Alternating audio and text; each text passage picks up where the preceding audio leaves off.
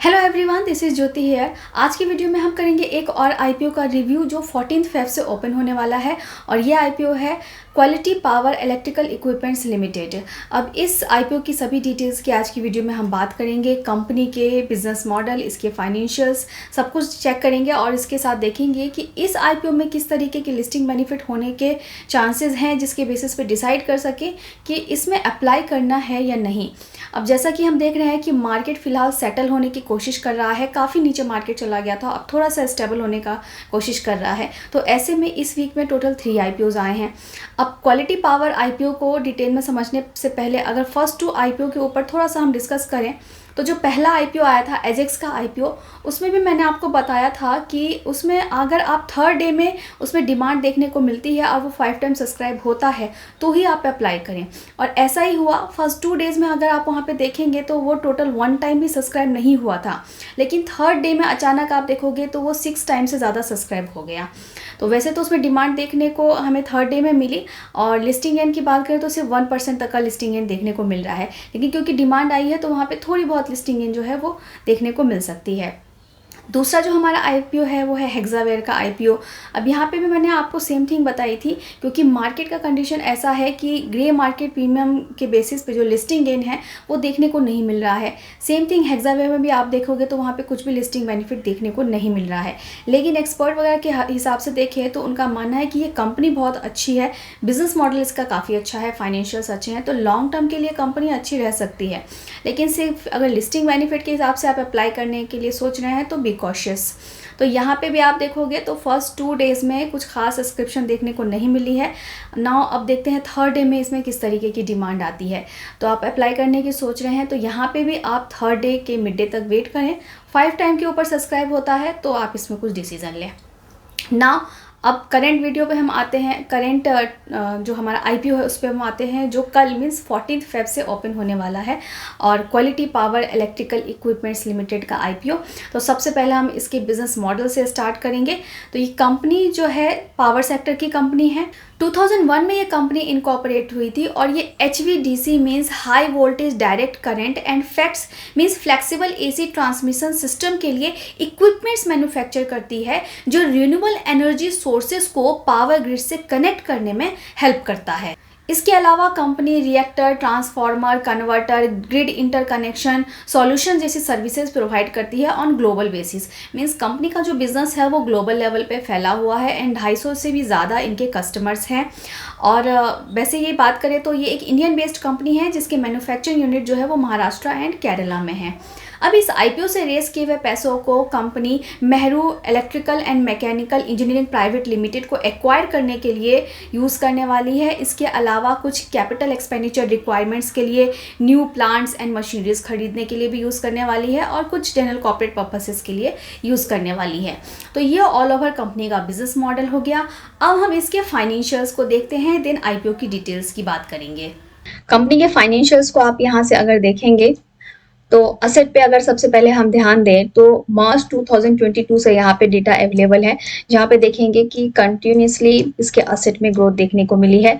Then revenue में भी आप सेम देखेंगे कि रेवेन्यू भी कंपनी का ईयर ऑन ईयर बेसिस पे इंक्रीज हो रहा है और ये लास्ट 9 मंथ का डेटा है, तो यहाँ पे भी कंपनी का रेवेन्यू हमें देखने को मिल रहा है। प्रॉफिट आफ्टर टैक्स की बात करेंगे तो कंपनी जो है वो छोटा छोटा प्रॉफिट जनरेट कर रही है। तो यहाँ पे मार्च 22 में 42.23 करोड़ का है और यहाँ मार्च 23 में इसका प्रॉफिट जो है वो थोड़ा सा डिप हुआ है, लेकिन फिर से इन्होंने पिकअप किया है और फिर कंपनी ने अच्छा प्रॉफिट बनाना स्टार्ट किया है और लास्ट 9 मंथ में भी कंपनी की प्रॉफिट में अच्छा खासा हमें ग्रोथ देखने को मिल रहा है।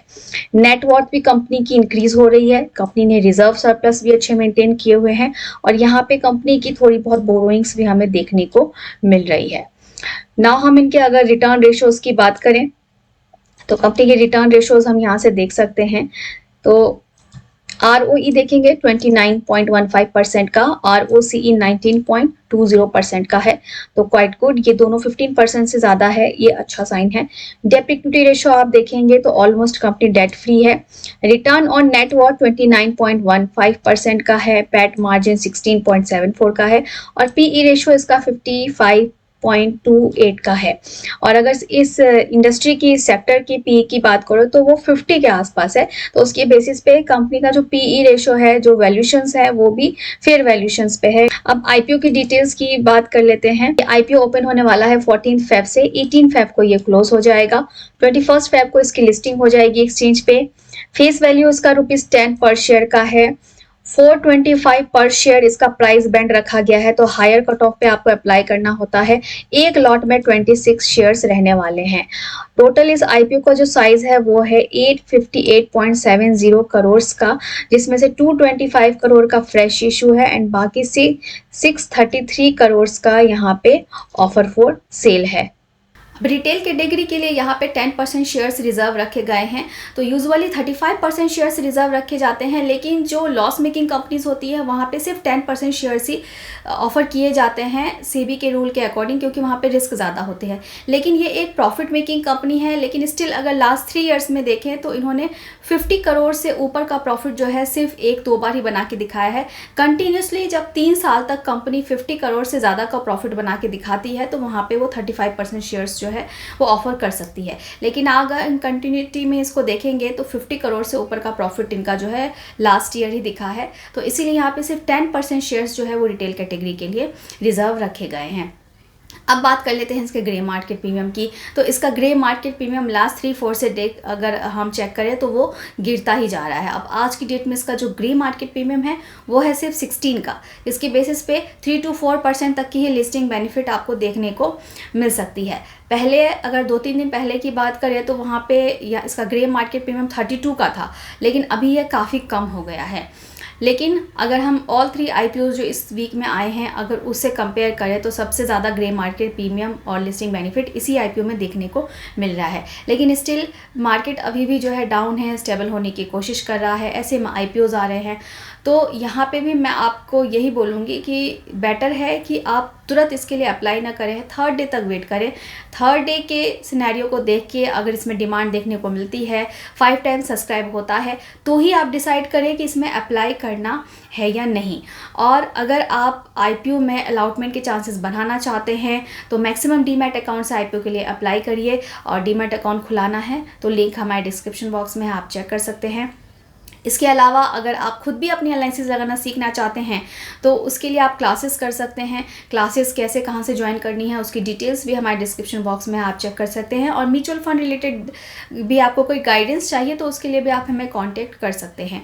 तो ये आज का ऑल ओवर आईपीओ का डिटेल था, जहाँ में मैंने आपको एक आई थिंक नॉलेज दे दिया होगा कि आप इस आईपीओ में क्या कर सकते हैं और आप समझ गए होंगे कि अप्लाई करना है या नहीं। तो अगर वीडियो इन्फॉर्मेटिव लगा हो तो इसे लाइक करिए और ऐसे ही वीडियोस के लिए चैनल को सब्सक्राइब करके भी रख लीजिए। Thank you.